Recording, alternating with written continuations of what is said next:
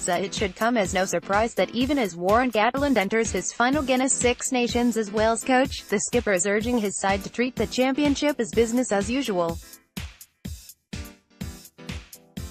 Gatland's first championship as Wales boss was back in 2008 and he has led them to 2 Grand Slams during his tenure but will step down after the World Cup this autumn. The tributes have been pouring in for the 55-year-old and it would be a fitting conclusion if the New Zealander could once again lead his adopted country to glory in the Guinness Six Nations.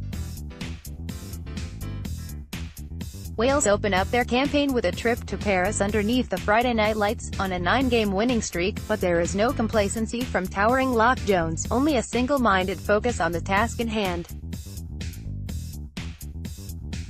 9 wins on the bounce is nice but I'm not thinking about that, we want to build on last year, said the skipper, who finished second in the table with 3 wins from 5 last year. I don't want to look too much at records. We know how big the first game is.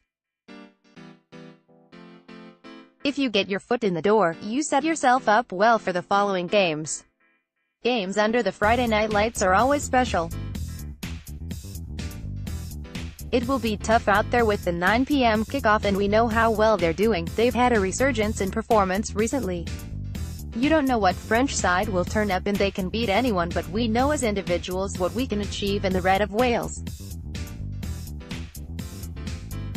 There's been a lot of romantic things said about Warren Gatland, but it's going to be business as usual when we get down to it. The biggest mark of respect is to play well for your coach and that's what we'll try and do. Gatland led Wales to a Grand Slam in 2008 and 2012 and if he is to complete the trifecta, then they'll need to beat last year's Grand Slam champions Ireland in Cardiff in round 5. Ireland coach Joe Schmidt is also leaving his role after the World Cup, meaning a potentially fascinating winner-takes-all finale could be on the cards.